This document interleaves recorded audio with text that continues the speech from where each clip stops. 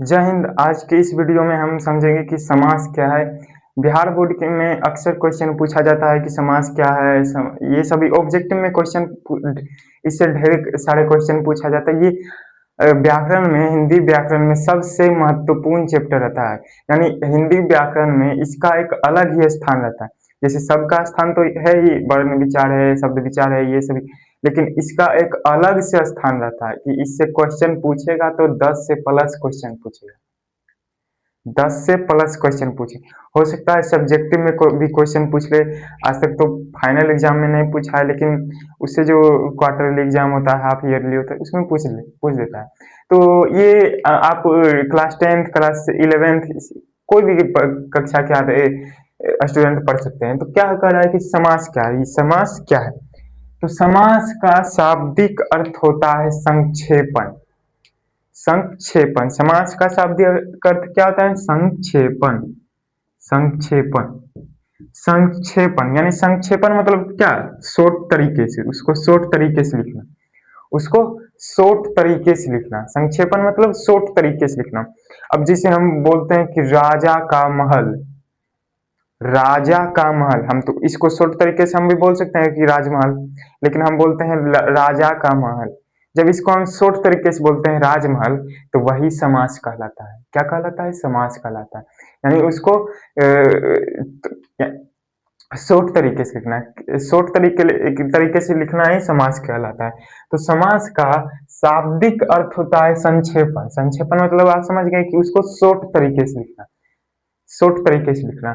और परिभाषा क्या है? तो दो अथवा दो से अधिक, दो अथवा दो से अधिक शब्द आपस में मिलकर, दो अथवा दो से अधिक शब्द आपस में मिलकर एक नए सार्थक शब्द का निर्माण करते हैं।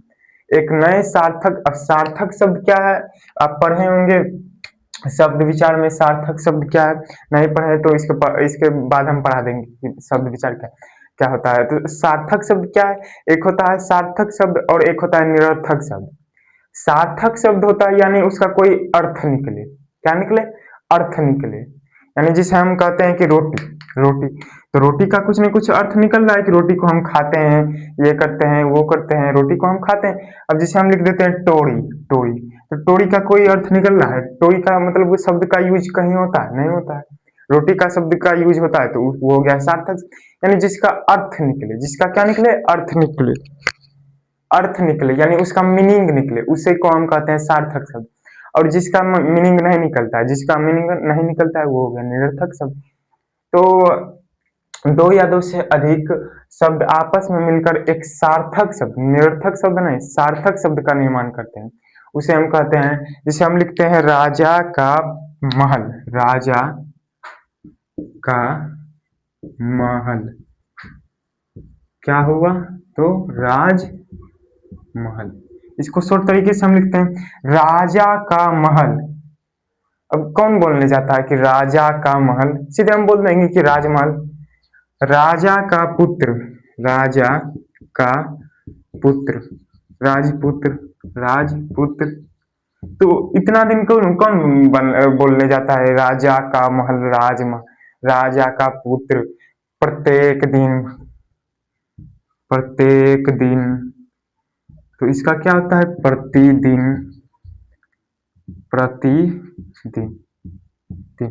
तो शॉर्ट तरीके से लिखना है। इसका शॉर्ट रूप क्या है? तो राजमहल। तो राजमहल क्या हो जाएगा? राजमहल क्या हो जाएगा? समास हो जाएगा। क्या हो जाएगा? समास हो गया। राजा का पुत्र क्या होता है? तो राजपुत्र। राजपुत्र क्या हो जाएगा? समास हो गया।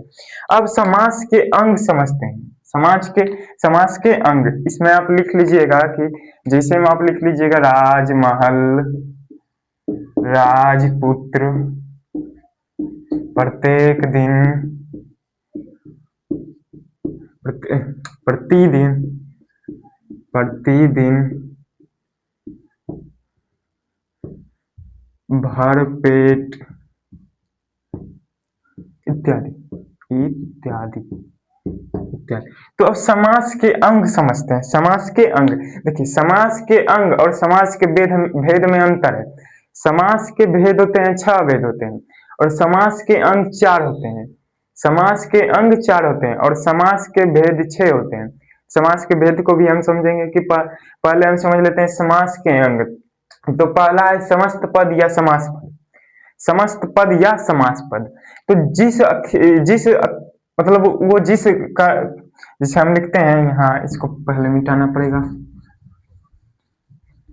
तो हम क्या लिखते हैं कि राजमहल लिखते हैं।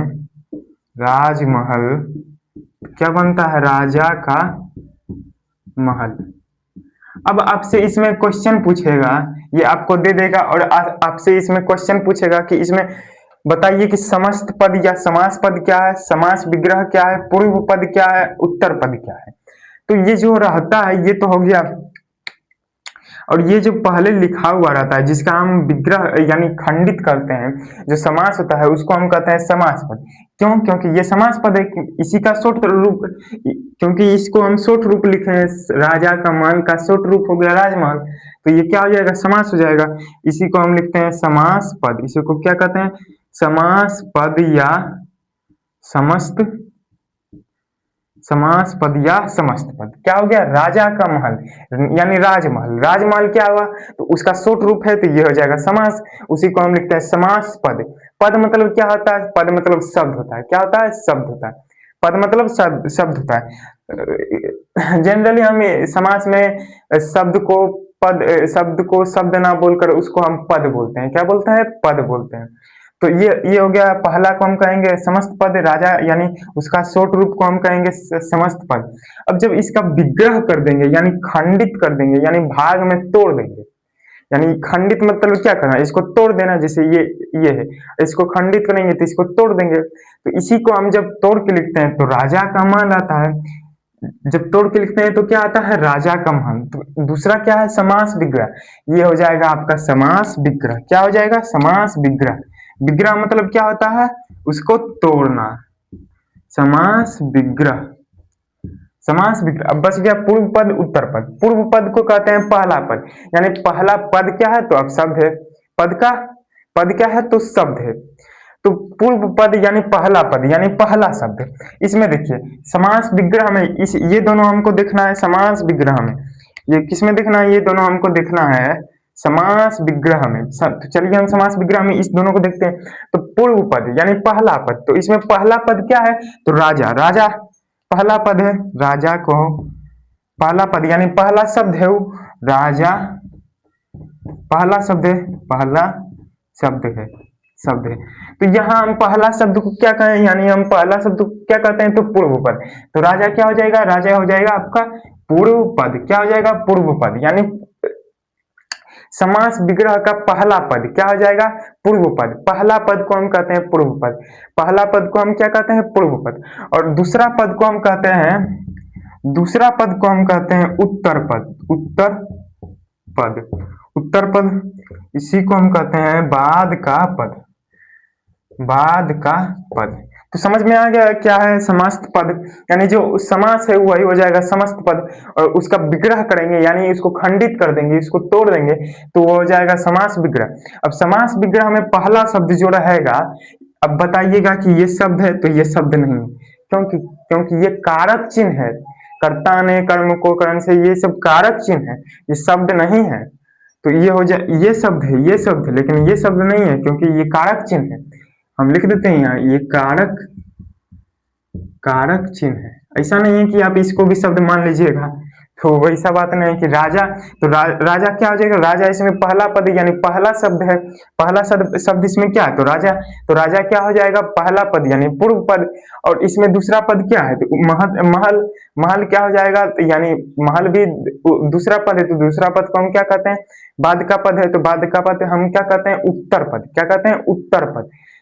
तो समझ में आ गया होगा आपको कि शाब्दिक अर्थ होता है इसका संक्षेपण करना, यानी समास का संक्षेपण।